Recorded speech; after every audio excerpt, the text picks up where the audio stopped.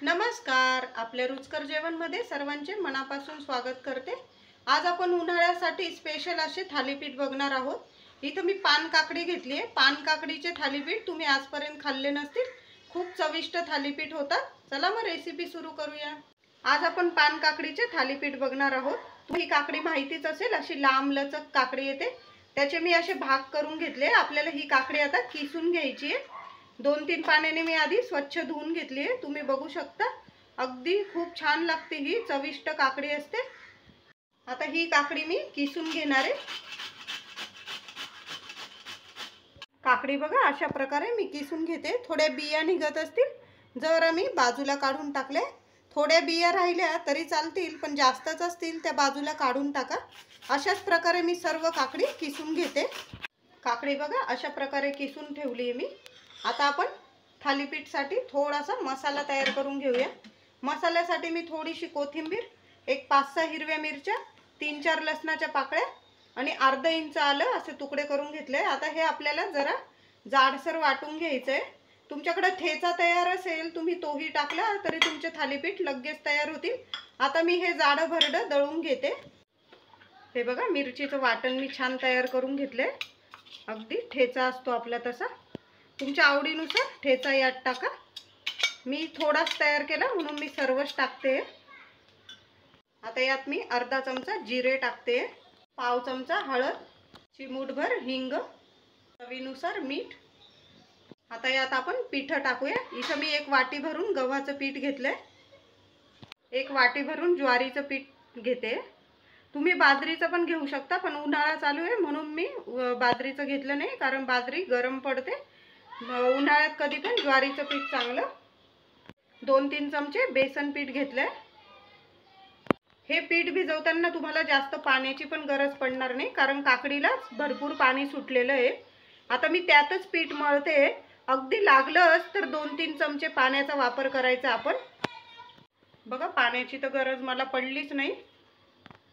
पाणी नाही वापरलं तरी पण चालेल, काकडीलाच भरपूर पाणी सुटलेलं असतं.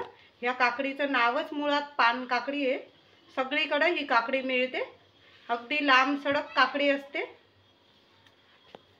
पीठ मळल्यानंतर थोडं तेल लावून मळते, म्हणजे पीठ हाताला चिटकणार नाही. सकाळी सकाळी काही नाश्त्याला नसेल असं पान काकडीचे थालीपीठ करून दिले मुलांना किंवा पतिदेवांना, अगदी दिवसभर छान वाटतं. उन्हाळ्यात अगदी उन्हाळा बाधतच नाही. पीठ बघा आपलं छान मळून तयार आहे. आपण पाणी अजिबात लावलं नाही. काकडीला जे पाणी सुटले त्यातच आपण पीठ मळले. आता आपण लगेच थालीपीठ तयार करूया. इथं मी गॅसवर तवा ठेवलाय, जरा कमी आचेवर ठेवलाय. थोडंसं तेल वाटीत काढून घेतलंय आणि थोडं पाणी एका वाटीत घेऊन घेतलंय. तुम्ही कपड्यावरही थालीपीठ थापू शकता. मी आज तुम्हाला तव्यावर थापून दाखवते डायरेक्ट. तव्यावर थोडंसं तेल टाकून घेऊया आधी, म्हणजे थालीपीठ चिटकणार नाही. तुम्हाला जेवढं लहान मोठं थालीपीठ हवं आहे तेवढा पिठाचा गोळा घ्या आणि असं थोडं पाण्याचा हात घ्यायचा आणि थोडं थापत जायचं. गॅस अगदी कमी ठेवायचा, म्हणजे चटका लागणार नाही. नाही तर तुम्ही कापडावरच थालीपीठ थापू शकता आणि मग तव्यावर टाकलं तरी चालेल. बघा असं मध्यम आकाराचं मी थालीपीठ थापून घेतलंय. जरा खुरपी वगैरे पळी वगैरे घेऊन जरा असे होल करून देऊया, म्हणजे थालीपीठ छान सगळ्या बाजूनी शेकले जातं. आणि त्या होलांमध्ये आपल्याला थोडं थोडं थेंब थेंबभर तेल टाकायचं, म्हणजे अगदी खरपूस थालीपीठ आपलं छान तयार होतं आणि भाजून पण छान होतं. एक बाजू थोडी शेकली गेली की मग थालीपीठ उलटवूया. लगेच थालीपीठ उलटवायची घाई करायची नाही. ह्या आपण बाजूने थोडंसं तेल लावून घेऊया. दोघं बाजूनी आता थालीपीठ छान खरपूस भाजून घेते मी. पुन्हा दुसरं मी थालीपीठ थापून दाखवते. थोडंसं अर्धा चमचा तेल मी तव्यावर टाकले. गॅस एकदम बारीक ठेवायचा. आता पुन्हा पाण्याचा हात घेऊन आपण थालीपीठ थापणार आहोत.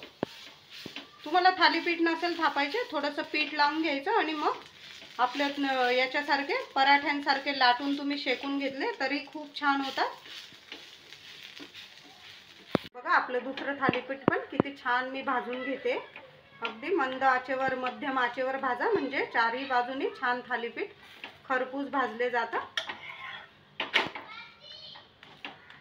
आपले थालीपीठ 2 मी तुम्हाला करून दाखवले, बाकी नंतर करते. बघा उन्हाळा स्पेशल अगदी पानकाकडीचे थालीपीठ तुम्ही कधी बनवले नसतील, आता नक्की बनवा. ह्या उन्हाळ्यापासून अगदी पौष्टिक असतात. लहान मुलांना तर आवर्जून द्या. आजची रेसिपी आवडली असेल लाईक करा, शेअर करा. आपल्या रुचकर जेवण चॅनलला नक्की सबस्क्राईब करा. धन्यवाद.